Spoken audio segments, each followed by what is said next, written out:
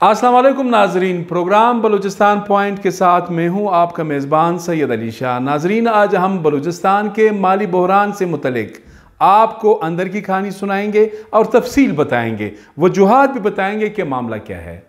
एक मिसाल है, हम ये बचपन से सुनते चले आ रहे हैं, ग़ालिबन आपने भी ये मिसाल सुना है। वो कहते हैं कि एक चरवाहा था, हमेशा वो कहता रहा कि शेर आया शेर आया। गांव वाले निकलते थे लेकिन कोई शेर नहीं होता था, वो परेशान घरों को लौट जाते थे। एक दिन वाकई शेर आया, चरवाहा चीखता रहा लेकिन कोई गांव वाला नहीं निकला। उसके बाद रेवड़ का क्या हशर हुआ वो अब सबको पता है। अब हम बात करेंगे बलूचिस्तान का जो माली बहरान है। वैसे पाकिस्तान नेशनल लेवल पर देखा जाए तो पाकिस्तान इस वक्त बदतरीन माली बहरान का शिकार है।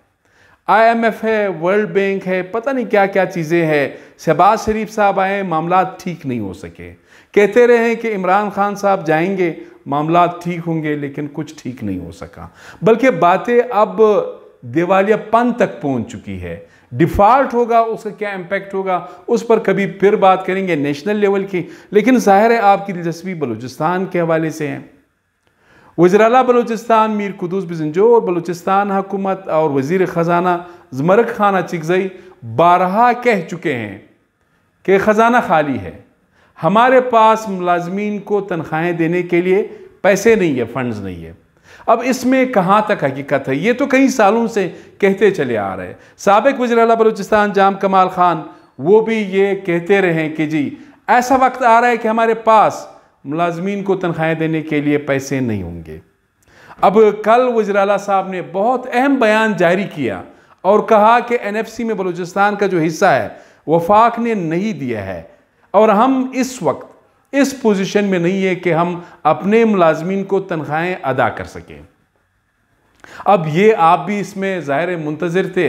हमने कहा कि ये थोड़े बहुत मालूमात जो है आपके साथ शेयर करें। इस पर आज सारा दिन भर मैंने काम किया कि मामला क्या है। हकीकत यह है कि फ़िलहाल तो गवर्नमेंट कह रही है शेर आ रहा है शेर आ रहा है, लेकिन महीने के आखिर में फिर 30-31 तारीख को ठक तनख्वाहें जो है वो अकाउंट में चली जाती है, मुलाजमीन सारे खामोश हो जाते हैं। आज इस पर काम करने के बाद मैं इस नतीजे पे पहुंचा कि ये शेर कभी आ जाएगा।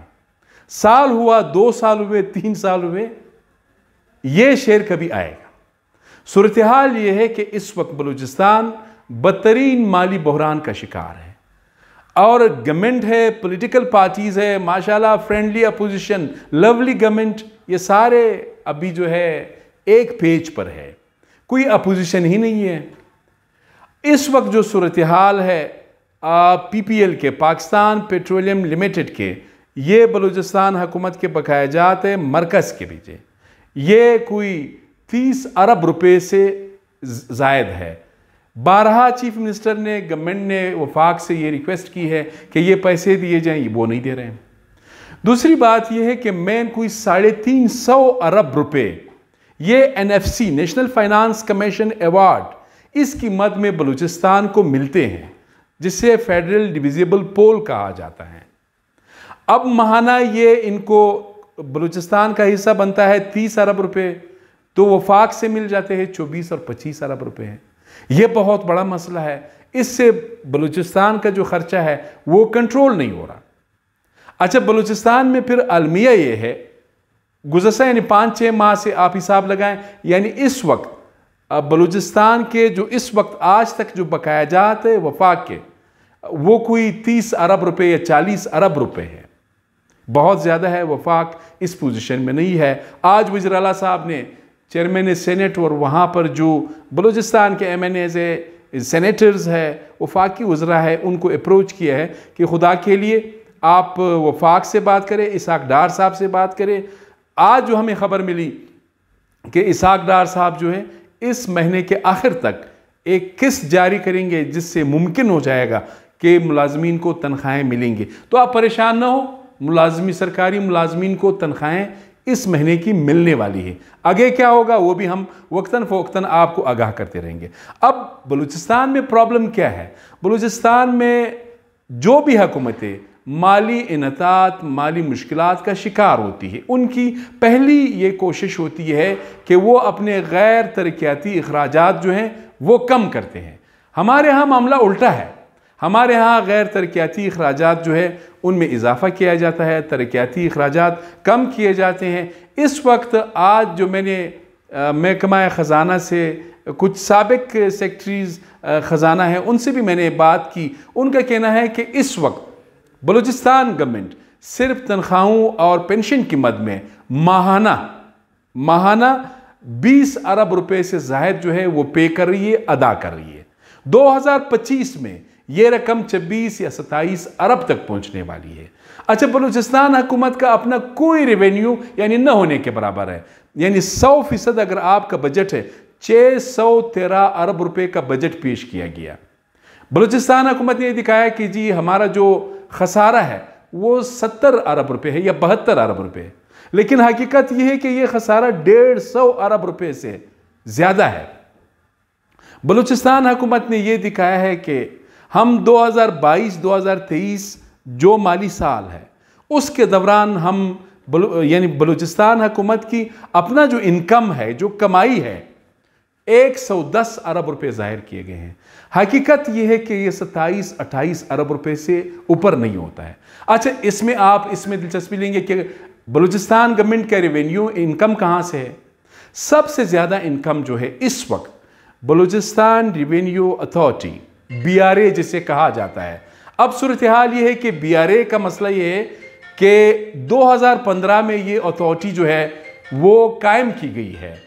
उस वक्त इसका जो इनकम था वो कोई 2 अरब था।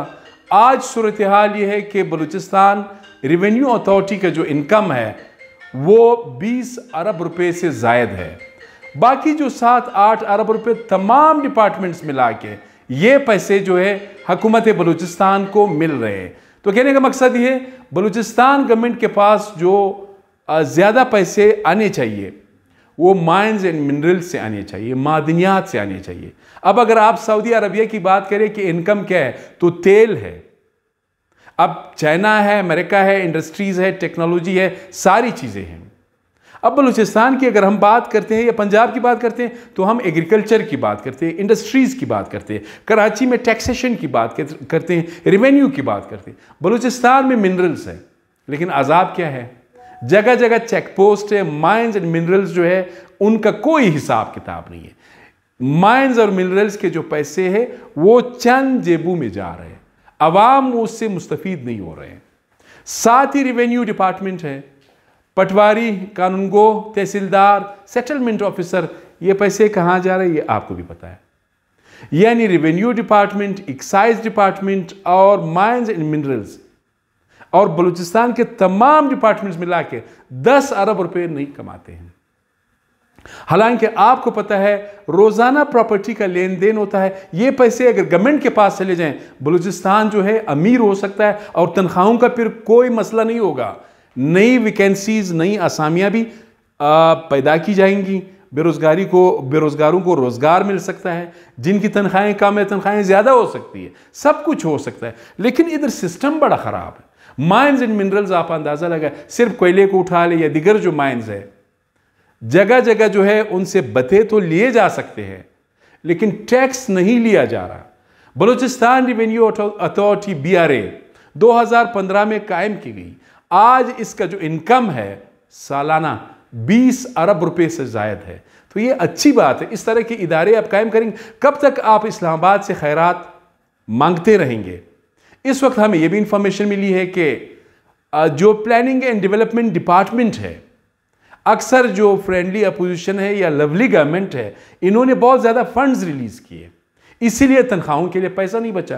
क्योंकि MPA को, मिनिस्टर को, पार्लियामेंट्री सेक्रेटरीज को, एडवाइज़र्स को, इनको ये चाहिए कि फ़ंड ज़्यादा रिलीज़ हो ताकि इनके तरक्याती मंसूबे बर वक्त मुकम्मल हो सके, ताकि ये लोग दोबारा आपके पास आ सकें और आपसे कहें कि आपकी गली बनाई, आपको ट्यूबवेल दिया, आपका BHU बनाया, आपका स्कूल बनाया, अब आप हमें वोट दें। ये आपके पास आएंगे। कहने का मकसद ये है कि इस वक्त यकीनन सख्त माली बहरान से बलूचिस्तान दो चार है। अगर पॉलिसीज ठीक नहीं की गई तो यकीनन जिस तरह ग्रीस यूनान में एक वक्त में हुआ, यूरोप का मुल्क है, पूरे यूरोप में अगर माली बहरान है तो वो ग्रीस में है, यूनान में है। उसमें भी एक वक्त ऐसा आया कि मुलाजमीन सड़कों पर आए, चौराहों पर खड़े हुए, सारा सिस्टम उन्होंने पैरालाइज किया। आज तक फिर यूनान ने फाइनेंशियली माली तौर पर सर नहीं उठाया है।